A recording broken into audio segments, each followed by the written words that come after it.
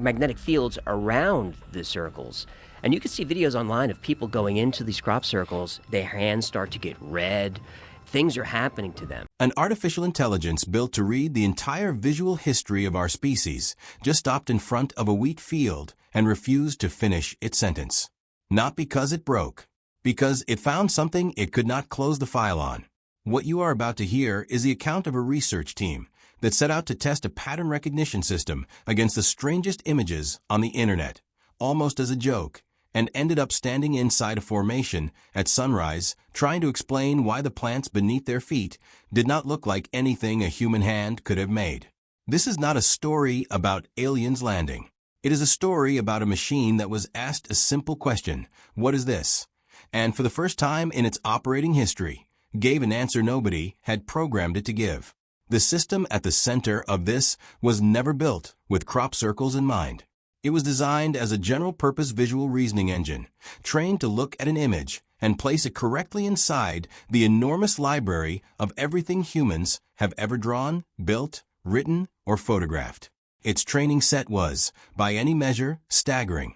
Cave paintings from 4 different continents, Sanskrit manuscripts, Islamic geometric tile work, engineering schematics for suspension bridges, satellite imagery of coastlines, snowflake photography, tens of millions of images, each one tagged, cross-referenced, and folded into a model that could, within a fraction of a second, tell you not just what it was looking at, but why it looked the way it did, the mathematics behind it, the culture that produced it, the physical forces that shaped it. In every early test, it performed exactly as expected. Fast, confident, correct. The crop circle test was not part of the research plan. It happened on a Thursday evening, after the scheduled work was done, when a junior researcher named Priya Osei pulled a folder of aerial photographs off a public archive because she'd been reading about the formations for years and was curious, in an idle way, whether the model would call them art, hoax, or something else entirely. She expected a fast, slightly funny answer. Everyone in the room expected that. Someone joked that the AI was about to become the world's most overqualified crop circle debunker. The first image loaded.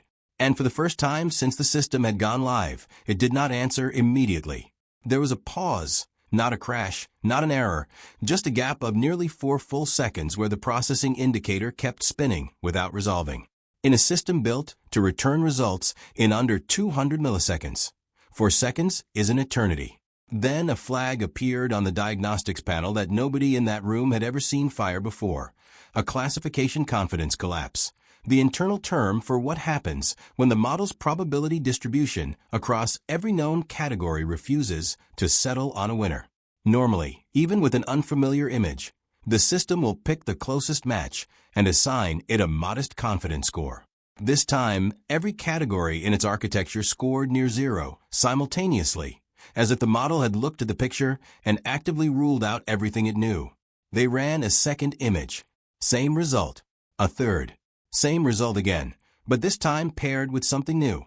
A diagnostic string reading unresolved underscore structure, a label none of the engineers had written into the system. It had generated the tag itself on the fly, as a placeholder for data it could recognize as structured. Clearly not noise, clearly not random, but could not file anywhere in its existing framework. By the time they had run 11 images, the pattern was undeniable.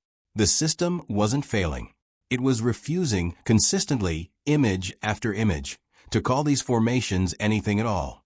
That distinction mattered enormously to the lead researcher on the project, a systems analyst named Dr. Marcus Whitfield, who had spent a career teaching machines to make peace with uncertainty.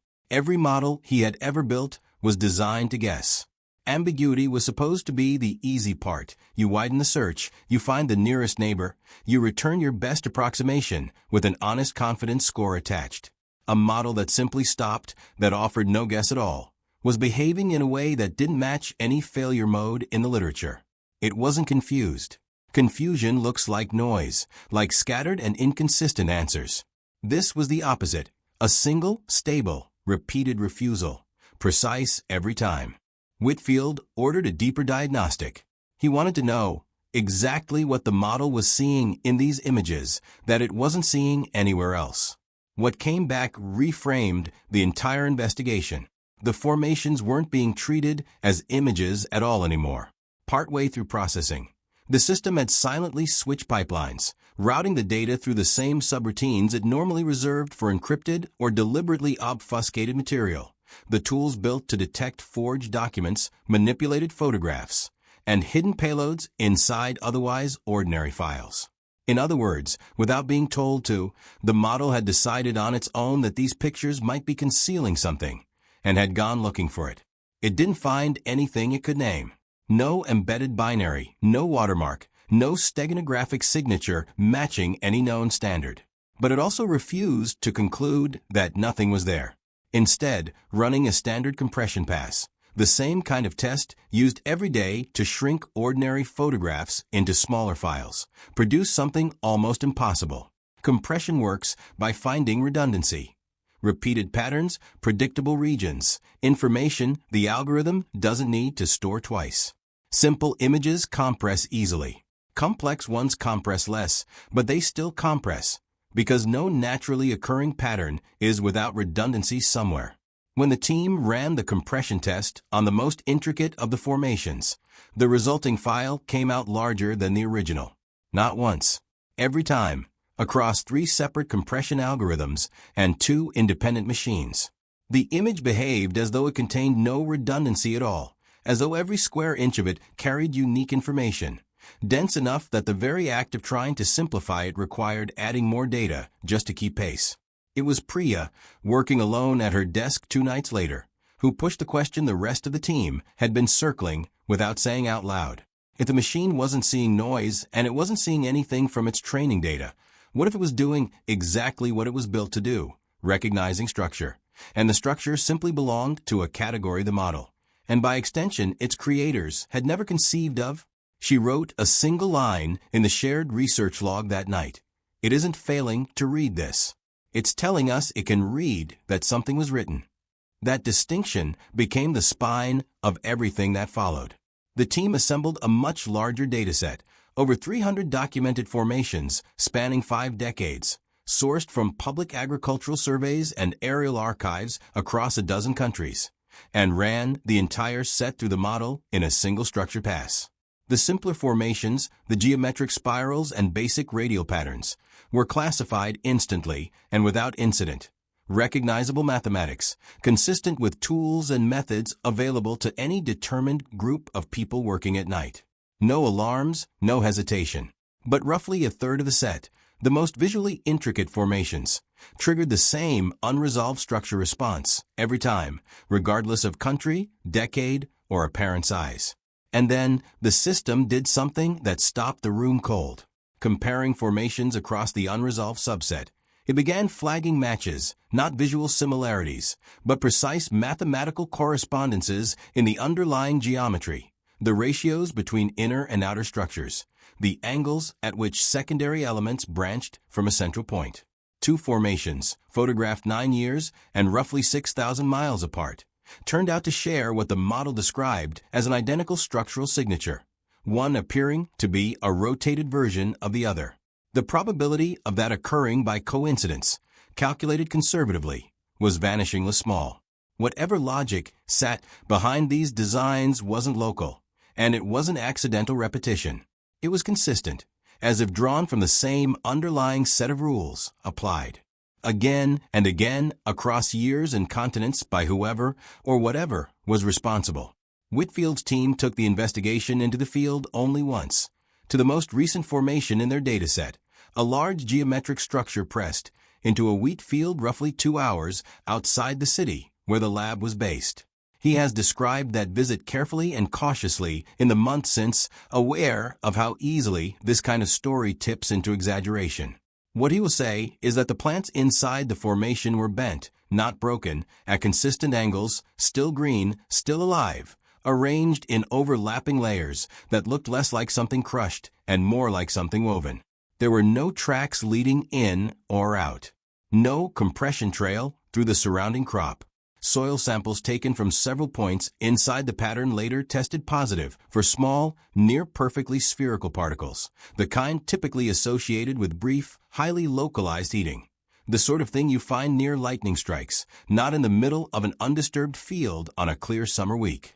None of that, Whitfield is careful to note, proves anything about origin. It proves only that whatever process created the formation left physical traces that don't fit tidily into people with rope and boards, without offering a clean alternative explanation either. That gap, real physical evidence pointing away from the obvious explanation, without pointing conclusively toward any other one, is precisely the space the whole investigation has occupied from the beginning. The strangest data, though, didn't come from the field or the lab servers. It came from a small side experiment almost nobody outside the team has heard about. Curious whether the unresolved formations affected people differently from the ordinary ones. The researchers showed a subset of images to a small group of volunteers while recording basic measures of brain activity. The formations the AI could classify normally produced the reactions you'd expect. Mild visual interest, some aesthetic appreciation. Nothing unusual. The unresolved formations were different. Across multiple volunteers, the same images consistently activated regions associated with both structured pattern analysis and emotional response, together, at a level the researchers hadn't anticipated. It wasn't a dramatic reaction. Nobody reported visions or distress. But something in those specific patterns appeared to register, faintly and consistently, below the level anyone could easily put into words. Whitfield is blunt about what this does and doesn't mean. It doesn't mean a message has been received. It doesn't mean an intelligence, human or otherwise, is confirmed to be behind any of it. What it means, in his words, is narrower and in some ways more unsettling. A machine built specifically to find the edges of what we already understand found an edge in a wheat field, and did not pretend otherwise. It didn't invent a story. It didn't panic. It simply reported, accurately, that the thing in front of it did not fit anywhere in the vast library of human knowledge it had been given, and it left the space open rather than filling it with a guess. That, in the end, is the part of this story that has stayed with the people who lived through it.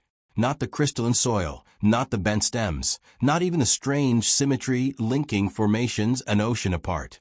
It's a fact that the most sophisticated pattern recognition tool available to them looked at something, and instead of forcing an answer, said as plainly as a machine can say anything, "I can see that this was made with intention. I cannot tell you what it means." The investigation is still open. The formations keep appearing. And somewhere in a lab that used to run quiet, unremarkable nights, a research team is still waiting to see whether the next image in the queue finally gives them something the model can name.